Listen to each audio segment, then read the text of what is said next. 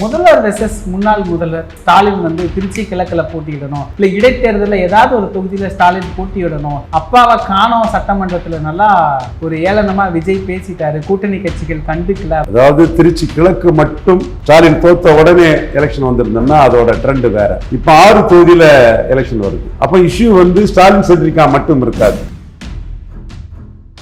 தாவேகா versus AIADMK தான் இடைத்தேர்தல் real issue. இதுதான் உண்மை நிலைமை. சிஎம் வெர்சஸ் எடப்பாடி ஒரு சின்ன ஸ்கோரை பண்றாரு. திமுக இஷ்யூ இருக்கிறது திருச்சியில மட்டும்தான். மற்ற 5லையும் தாவேகாவை தோக்கடிச்சுக்கிட்டு தாவேகாவுக்கு போன 5 அதிமுக காரங்க ரெட்டலைக்கு துரோகம் பண்ணிட்டாங்கிற அந்த இஷ்யூல அதுல டாமினேட் பண்ணும். வைகோ எங்களை ரொம்ப அசிங்கப்படுத்திட்டாங்க, தன்மானம் அப்படி நல்லா பேசுறாரு, தாவேக்கால இணையிறது தான். தாவேக்கால தான் அண்ணன் வைகோவும் சொல்வாரு நான் கருதுனேன். முன்னாடி இவங்களுக்கெல்லாம் வந்து மதசார்பற்ற கூட்டணின்னா திமுக அணியை தவிர ஒரு ஆப்ஷன் இல்லை. இப்ப மதசார்பற்ற அணின்னா அந்த சிபிஎம் சிபிஐ இவங்களுக்கெல்லாம் வந்து தாவேக்கா ஒரு ஆப்ஷன் ஆயிடுச்சு. இதுல என்னன்னா அண்ணன் வைகோவோட மற்றவங்க எல்லாம் சுருது. திருமாவளவன் இன்னும் கூட்டணி இல்ல பாரு. ஆனா வைகோன மட்டும் திமுக எதிராக கடுமையா பேசி அந்த திமுக ஆப்ஷன் இல்லைன்னு சொல்லி விஜய் வந்து take it or leave it offer கொடுத்தா என்ன ஆகும் நிலைமை ஆகும். மதிமுக டிஎம்கே ஆப்ஷனை க்ளோஸ் பண்ணிட்டு ஒரு ஆப்ஷனை க்ளோஸ் பண்ணி அரசியல் பண்ணுனா பேரத்துல நிற்க முடியாது.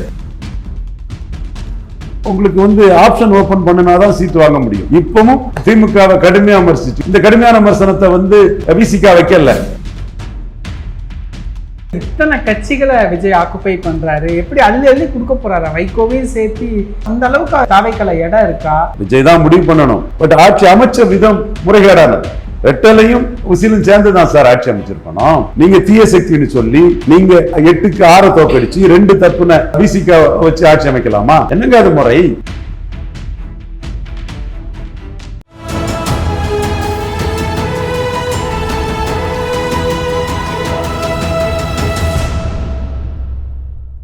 தமிழரம் நேயர்களுக்கு வணக்கம். இன்று நம்மிடையே அரசியல் விமர்சகர் திரு ரவீந்திரன் துரைசாமி அவர்கள் இணைந்துள்ளார். சார் வணக்கம். சார் வணக்கம் தம்பி, எப்படி இருக்கிறீங்க சார்? நல்லா இருக்கும் தம்பி. முதல்வர் வெர்சஸ் முன்னாள் முதல்வர் இடைத்தேர்தலில் ஸ்டாலின் போட்டி நம்ம நிறைய பேசியிருக்கிறோம். இன்றைக்கு அந்த கோரிக்கை பெரிய அளவில் வலுக்குது. ஸ்டாலின் வந்து திருச்சி கிழக்கில் போட்டியிடணும், இல்லை இடைத்தேர்தலில் ஏதாவது ஒரு தொகுதியில் ஸ்டாலின் போட்டியிடணும், அப்பாவை காணோம் சட்டமன்றத்தில் நல்லா ஒரு ஏளனமாக விஜய் பேசிட்டாரு, கூட்டணி கட்சிகள் கண்டுக்கல அப்படின்னால ஒரு மூத்த நிர்வாகிகள் கோரிக்கை வைக்கிறதாவும் ஸ்டாலின்கிட்ட கூட கேள்வி கேட்குறாங்க. அவர் இன்னும் முடிவெடுக்கப்படலைன்னு தான் சொல்கிறாரே தவிர மறுக்கலை. இது எப்படி புரிஞ்சுக்கிறது? அதாவது திருச்சி கிழக்கு மட்டும் ஸ்டாலின் தோத்த உடனே எலெக்ஷன் வந்திருந்தோம்னா அதோட ட்ரெண்ட் வேற. இப்போ 6 தொகுதியில் எலெக்ஷன் வருது. அப்போ இஷ்யூ வந்து ஸ்டாலின் சென்ட்ரிக்கா மட்டும் இருக்காது. அதிமுகவில் 5 எம்எல்ஏக்கள் விலை போனது தொடர்பாட்டும் அதான் அந்த இஷ்யூவை அதிமுக முன்னெடுப்பாங்க. ஸோ அந்த இஷ்யூ வந்து தாவேகா வெர்சஸ் அதிமுக தான் இடைத்தேர்தலில் ரியல் இஷ்யூ. இதுதான் உண்மை நிலைமை. நீங்க என்னன்னா ஸ்டாலினுக்குள்ள விற்பனை வலிமை எடப்பாடி கிடையாது. ஸ்டாலின் திமுகவுக்குள்ள விற்பனை வலிமை எடப்பாடி கிடையாது. அதனால நம்ம ரியல் இஷ்யூவை மறந்துக்கிட்டு பார்க்க முடியாது. இந்த களம் first Vijay, second Stalin, third Edappadi. சரி, எடப்பாடியோட 25 பேர் ஓட்டையும் சேர்த்து தான் 108, 144 போச்சு. அந்த 44ல 21 ரிவர்ஸ் பண்ணிட்டாரு எடப்பாடி. சிஎம் 25 பேரை பார்த்தும் அதுல 21 எடப்பாடி ரிவர்ஸ் பண்ணிட்டார். அப்போ சிஎம் வர்சஸ் எடப்பாடி ஒரு சின்ன ஸ்கோரை பண்றார். ஃபேக்ட். அதுக்கு பிறகு அதுல அவரு தன்னோட பெருஞ்சர் அண்ணா பெருந்தகை மாதிரி மறப்போம் மன்னிப்போங்கிற அந்த பெருந்தன்மை இல்லாததுனால சிவி சண்முகத்தை இழக்கிறாரு. தென் அவர் சங்கராபுரம் எம்எல்ஏ எடப்பாடி படத்தை வைக்காம சிவி சண்முகம் ஒரு அரசியல் பண்றாரு. விஜயபாஸ்கரை இழக்கிறாரு. 4 பேர் ரிசைன் பண்ணியிருக்காருங்கிறதெல்லாம் வேற என்னாலும் கூட ஓவரால் ஓட்டு போட்டதுல 21 பேருக்கு அவருக்கு மன்னிப்பு கொடுத்து எம்எல்ஏ பதவியை அவர் ரிட்டைன் பண்ணக்கூடிய அளவுக்கு ஒரு ஸ்கோரை எடப்பாடி பண்ணிடுறாரு. அப்படி அவர் பண்ணின பிறகு உள்ள இவர் விராலிமலை விஜயபாஸ்கர் உட்பட இவர் சத்யபாமா தாராபுரம், இன்னொரு சத்யபாமா, இவங்க அருந்ததியர் சகோதரி சத்யபாமா, தென் ஜெயக்குமார் பெருந்துறை, எஸ்ஐக்கு சுப்பையா, அவருக்கு ஒரு செல்வாக்கு இருக்குது பொதுவான மக்கள் மத்தியில். அவர் மரதன் மாறவேல் 4, தென் இவர் நம்ம விராலிமலை விஜயபாஸ்கர், அவர் விராலிமலையில் அவருக்குன்னு ஒரு பெரிய பேக்கிங் இருக்குது. இப்போ கூட 80,000 வீடுகளுக்கு கிஃப்ட் ஹேம்பர் கொடுத்தாருன்னு கூட ஒரு தகவல் ஊடகத்தில் வருது. அவர் தென் திருச்சி விஜய் 2 ஜெயித்து 1 ரிசைன் பண்ணது 6 வருது. இதில் திமுக இஷ்யூ இருக்கிறது திருச்சியில் மட்டும்தான். மற்ற 5லையும் தாவேக்காவை தோக்கடிச்சுக்கிட்டு தாவேக்காவுக்கு போன 5 அதிமுக காரங்க ரெட்டலைக்கு துரோகம் பண்ணிட்டாங்கங்கிற அந்த இஷ்யூவில் அதில் டாமினேட் பண்ணும். ஸோ இடைத்தேர்தல் 5 தொகுதியில் அதிமுக வெற்றி பெற்ற தொகுதியில் அதிமுக வர்சஸ் தாவேக்காலாம் டாமினேட் பண்ணும். இதுதானே யதார்த்த உண்மை. இப்போ நீங்கள் மேல்மட்டம் அப்பாவை காணலைங்கிறனால திமுக வர்சஸ் தாவேக்கா, சட்டசபை எதிர்கட்சி தலைவர் உதயநிதி ஸ்டாலின் வர்சஸ் இதுன்னு ஓடுது. ஆனால் இதுதானே களத்துக்குள்ளே வரும். மரதம் குமாரவேலுக்கு எதிராக ரெட்டலையில் போட்டுக்கிட்டு எப்படி நீங்கள் மாறலான்னு அதிமுக காரன் தானே இது பண்ணுறான். அது தாராபுரத்தில் அது இருக்குது. செல்வாக்கான மனிதர் எசகிசிபியாவுக்கு எதிராட்டு பட்டப்பதெல்லாம் அதிமுக அவருக்கு பேரை அழிக்கிறானே. ஸோ இதில் இடைத்தேர்தல் ஆளுங்கட்சி தாவேக்கா இம்பாக்டே தெரியாத தாவேக்கா 35 வந்துட்டாங்க. தென் கூட்டணி கட்சிகள் இதை 5 தொகுதியில் வெற்றி பெற்ற அதிமுக எடுத்திருக்கக்குள்ள சாத்தியக்கூறுகள் அதிகம். திருச்சியில் அதிமுகவுக்கு ஒன்றும் இல்லை, ஏற்கனவே டெபாசிட் இழந்துட்டு, அது ஒன்றும் இல்லை. அம்பாசமுத்திரத்தில் அதிமுக பலகீனப்படும். பாமக அன்புமணி இருந்தால் இங்கே மதுராந்தகத்தில் தாக்கு பிடிக்கும். ஸோ இது எல்லாமே பார்க்கும்போது இடைத்தேர்தல் மும்முனை போட்டிக்குள்ள ஆளுங்கட்சிக்கு ஒரு அட்வான்டேஜஸ் பொசிஷன் தான் இருக்குதான் நான் பார்க்குறேன். நெஹ்ரு திருச்சி கிழக்க மையமாக வச்சு சொல்லியிருக்கிறாரு. திருச்சியில் திமுகவுக்கு ஒரு ஃபிக்ஸட் ஓட்டு இருக்குது. ஏற்கனவே திமுக ஜெயலலிதா அவருக்கு ஆட்சிக்கு வரும்போது கூட நெஹ்ரு இடைத்தேர்தலில் நல்ல ஒரு கிரெடிபிள் பர்ஃபார்மன்ஸை நெஹ்ரு பண்ணி காட்டினார். ஒரு ஆர்கனைசர் தான் அவர். திமுகவுக்கும் பேஸ் ஓட்டு அங்கே இருக்குது. பட் அந்த நகர்ப்புற தொகுதியில் விஜய் தலைமைக்கு 50 விழுக்காடுக்கு மேலே கிடச்சிருக்குது இல்லை. ஓகே, அது லீடருங்கிற லெவலில் ஸ்டாலின் தலைமை கிடைக்கும்ங்கிறவள்ள அவங்க எதிர்பார்க்கலாம். ஆனால் ஒட்டுமொத்த 6 தேர்தலையும் மெயின் இஷ்யூ ரெட்டைலையில் ரிசைன் பண்ணிக்கிட்டு தாவேக்காவில் போனது சரியாங்கிற அதிமுக வர்சஸ் தாவேக்கா இஷ்யூ தான் எலக்ட்ரல் இஷ்யூவாக மெயின் இஷ்யூவாக வர்றதுக்கான சாத்தியக்கூறுகளும் வாய்ப்புகளும் இருக்குதா நான் பார்க்குறேன். அதெல்லாம் கருத்தில் கொண்டு தான் காவிரி பிரச்சனையில் உள்ள துரோகம் இன்னும் ராகுல் காந்திக்கு பின்னாடி திமுகவும் தாவேக்காவும் போகுங்கிற ஒரு இதையும் தன்னுடைய அரசியலுக்காக எடப்பாடி செய்கிறாரு. அப்படி திமுக ராகுல் காந்தி பின்னாடி போகிறதா நான் நினைக்கல. It is a time being ஒரு பொலிட்டிக்ஸ், அவ்வளோதான். வைகோ எங்களை ரொம்ப அசிங்கப்படுத்திட்டாங்க, மல்லை சத்தியா வச்சு அசிங்கப்படுத்திட்டாங்க, தனி சின்னம் கொடுத்து அசிங்கப்படுத்திட்டாங்க, தன்மானம் அப்படி நல்லா பேசுகிறாரு. தாவேக்கால இணையிறது தான் எப்படி பார்க்குறீங்க? தாவேக்காவுக்குள்ள தான் அண்ணன் வைகோவும் சொல்லுவார் நான் கருதுனேன். அப்போ அதில் 2 எம்எல்ஏ கணக்கு போட்டேன். அதில் இப்போ 1 எம்எல்ஏ தான் அதில் கணக்காகுது. எதிர் எடப்பாடியார் எலெக்ஷன் மாதிரி எதிர் விஜயார் எலெக்ஷன் தான். பட் எடப்பாடிக்கு தனி மெஜாரிட்டி இருந்து, ஜெயலலிதா விஜய்த்து கொடுத்த தனி மெஜாரிட்டி இருந்து, இவர் தனி மெஜாரிட்டி இல்லை, 4 கட்சி கூட்டணி ஆட்சி. அதில் 5வது கட்சியாக தாவேக்காவோடு மதிமுகவும் சேருங்கிற ஒரு சூழல் நம்ம யோசித்து பார்த்தா இன்னைக்கு அது ஒரு சப்போர்ட்டிங் பார்ட்டியாக 1 எம்எல்ஏ அது எனிவே அட் எனி டைம் அவர் தேவைப்படும் போது தாவேக்காவை சப்போர்ட் பண்ணிக்கலாம். அது தாவேக்காவுக்கு ஒரு கூடுதல் பலம் தான். ஒரு எம்பி திருச்சி எம்பி துரை வைகோ அவர் தாவேக்காவுக்கு ஆதரவானவர்கள் இருக்காங்க. இது என்ன இஷ்யூன்னா, முன்னாடி இவங்களுக்கெல்லாம் மதசார்பற்ற கூட்டணின்னா திமுக அணியை தவிர ஒரு ஆப்ஷன் இல்லை.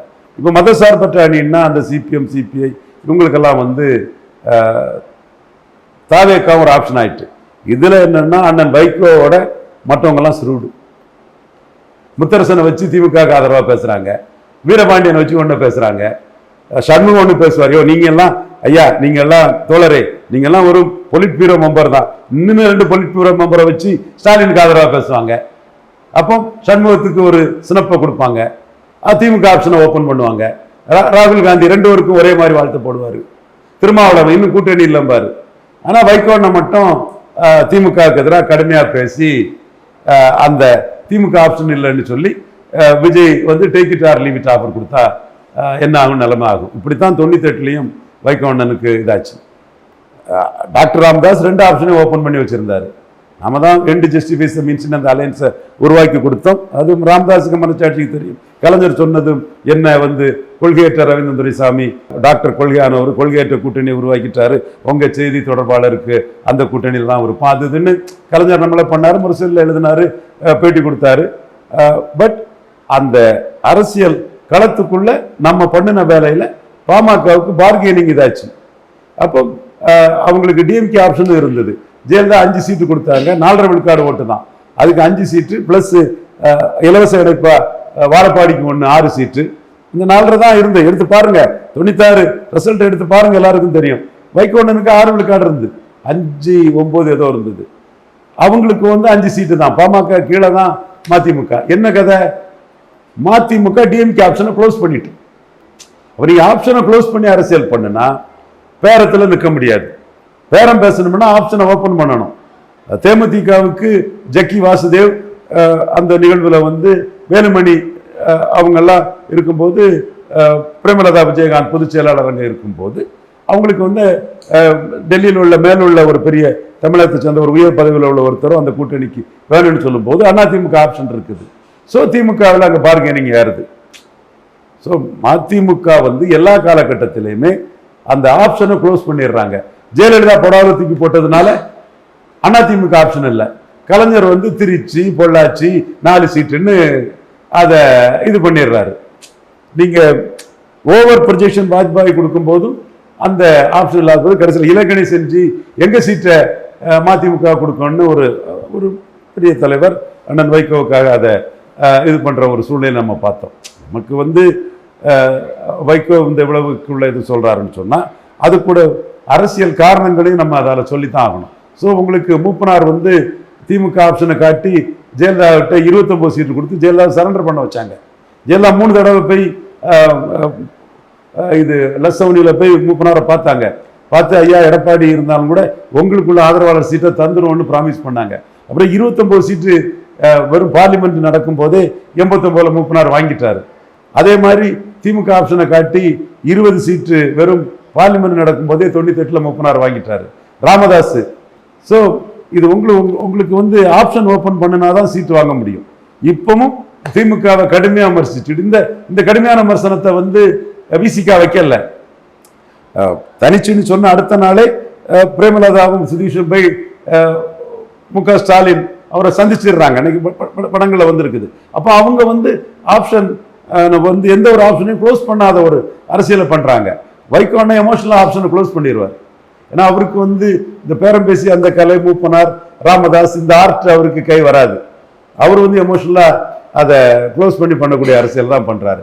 இப்பவும் திமுக ஆப்ஷனை க்ளோஸ் பண்ணிட்டு பண்ணும்போது take it or leave it ஆஃபரை நாளைக்கு விஜய் கொடுத்துடலாம். பட் விஜய் ஒரு ராஜ்யசபா கொடுப்பாருன்னு நினைக்கிறேன். அது விஜய் அந்த இடத்துக்குள்ள கொடுக்கலாம். அது வார்த்தையை காப்பாற்றி கொடுத்தாருன்னா அவருக்கு ஒரு ராஜ்யசபா வைகோண்ணனுக்கு இருக்கலாம். அது தகுதியானவர் தான். ஸோ வைகோ மதிமுகவோட அந்த பிரச்சனை என்னன்னா அவங்க ஆப்ஷனை ஓப்பன் பண்ணி பேரம் பேச மாட்டாங்க.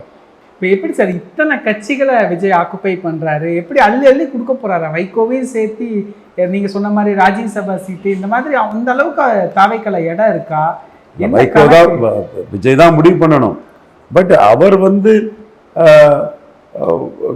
காங்கிரஸ் முயற்சியில தான் ஆட்சி அமைச்சிருக்கிறார். ராகுல் காந்தி முயற்சியில தான் ஒரு முறைகேடான ஒரு ஆட்சி நடக்குது. ஆட்சியில ஊழல் இதெல்லாம் இல்லைங்கிறாங்க. அதை நான் பாராட்டுறேன். வேம்பு சிறிதர் சொல்ற விஷயங்கள்லாம் நான் பாராட்டுறேன். பட் ஆட்சி அமைச்ச விதம் முறைகேடானது சார். இந்த ஆட்சி எப்படி அமைஞ்சிருக்கணும்னா திமுக ஆட்சி அகற்றப்பட்டதுக்கு காரணம் 108 தொகுதியில தாவேகா வென்றது, 47 தொகுதியில ரெட்டலை வென்றது. ரெட்டலையும் உசிலும் சேர்ந்து தான் சார் ஆட்சி அமைச்சிருக்கணும். நீங்க தீய சக்தின்னு சொல்லி நீங்க 8க்கு 6 தோக்கடிச்சு 2 தப்புன விசிகா வச்சு ஆட்சி அமைக்கலாமா? என்னங்க அது முறை? ஸ்டாலினை வீழ்த்தணும்னு சொன்ன எடப்பாடிக்கு எம்எல்ஏ வச்சுலாங்க நீங்க ஆட்சி அமைச்சிருக்கணும். ஸ்டாலின் தான் முதல்வர்னு சொன்ன காட்டுமன்னார்கோவில் எம்எல்ஏயும் வன்னியரசையும் வச்சு எப்படிங்க ஆட்சி அமைக்கலாம்? அது எப்படிங்க நியாயம் தரணும்? வெம்பு சிறிதர் போன்றவங்க இந்த ஊழல் இல்லைன்னு சொல்றதை நான் என்டால்ஸ் பண்றேன். இதையும் அவங்க சொன்னாங்கன்னா அவங்க இமேஜ் நல்லா இருக்கும். தொழிலதிபர் சோக வேம்பு சிறிதர் இதையும் சேர்த்து சொன்னா நல்லா இருக்கும். நான் சொல்லணும்னு எதிர்பார்க்கிறேன். இது முறையில் அல்ல. காங்கிரஸ் வந்து ஸ்டாலின் முதல்வர் தானே மேலூர்ல இவர் தோத்து போனார் அந்த அமைச்சர். பட் அந்த பத்திரப்பதிவுத்துறை அமைச்சர் மூர்த்தி இவரை ஜெயிக்க வச்சார்ல. ஸோ அவர் இன்னைக்கு அமைச்சராக இருக்கிறவர் வந்து இவரால் திமுகவால் வெற்றி பெற செய்யப்பட்டவர்ல. அப்போ உங்களுக்கு விஜய் எய்த்து தானே நீங்கள் ஜெயித்தீங்க. பட் ஆட்சி அதிகாரத்தில் இருந்தது திமுக கூட நின்னது கூட்டணி கட்சிகள். நீங்கள் விஜயாலையும் எடப்பாடியாலும் தோற்கடிக்கப்பட்டதுனால தான் ஆட்சி வரல. இப்போ எடப்பாடி களத்தில் இல்லை. அந்த 53 சீட்டும் உதயசூரியன் கூட்டணி கட்சிகளும் ஜெயித்துட்டாங்கன்னு வைங்க. அப்போ திமுக ஆட்சியில் இருக்கும். ஆட்சியில் திமுக அணியில் ஆட்சியில் இருக்கும். அப்போ நீங்கள் வந்து யாரை ஆட்சி கட்டலுக்கு வைக்கிற முறைன்னா திமுகவை தோக்கடிச்ச ரெட்டலையும் திமுகவை தோக்கடிச்ச விசிலும் தான் ஆட்சியில் இருக்கணும். திமுக ஆதரவில் ஜெயித்த கையும் பானையும் ஆட்சியில் இருக்கிறது வந்து அநாகரிகமான அரசியல், பச்சவந்தித்தனமான அரசியல், கொள்கையற்ற அரசியல், காங்கிரஸ் கட்சியின் பதவி வெறிக்கான ஒரு அரசியலாக தான் நான் பார்க்குறேன். இதை நான் கடுமையாக விமர்சிக்கிறேன். இது இப்போ ஊழல் இல்லைன்னு வேம்பு சிறுவர் சொல்றதை நான் என்டால்ஸ் பண்றேன். சொல்றாங்க இந்த மதுரையில் உள்ள வர்த்தகர்கள் சொல்றாங்க, பில்டர்ஸ் சொல்றாங்க. நம்ம அதை மனப்பூர்வமாக அதை வரவேற்போம். அது புதுமாடு குளிப்பாட்டின கதையா இல்லாமல் தொடர்ந்து போட்டுங்கிறத நம்ம எதிர்பார்க்கிறோம். பட் இந்த இதை வந்து வேம்பு சிறிதர் பேசாதது அவருக்கு இன்டெகிரிட்டி அடிக்குது. பேசணும். நான் வேம்பு சிறிதர் எனக்கு நண்பர் தான், பார்த்துருக்கிறேன். அவரை நாராயணசாமி வீட்டில எல்லாம் பார்த்து பேசியிருக்கிறேன். ஸோ நண்பர்கள் நல்ல அறிமுகமானவர் தான். அவர் அதை பேசுவாருன்னு நினைக்கிறேன். அவர் செல்ஃப் ரியலைசன்ஸ் பண்ணி ரவீந்திரன் துரைசாமி சொல்றது கரெக்ட்ங்கிறத வேம்பு சிறிதர் பேசுவாருன்னு நினைக்கிறேன். அடுத்த ட்வீட் போட்டுருவார். அவர் சொல்றாரு இல்லையா, he will follow this. I think so. நிகழ்கால அரசியல் குறித்து பல தகவல்களை பகிர்ந்து கொண்டதுக்கு நன்றிங்க. இதே போன்று நிகழ்கால அரசியலின் சாரம்சங்களை அரசியல் ஆளுமைகளின் நேர்காணல் வழியே தொடர்ந்து காண தமிழ் நிறம் வலையொலியை சப்ஸ்கிரைப் செய்யுங்கள். தங்களின் மேலான கருத்துக்களை கருத்துளை பெட்டியில் பதிவிடுங்கள். நன்றி, வணக்கம்.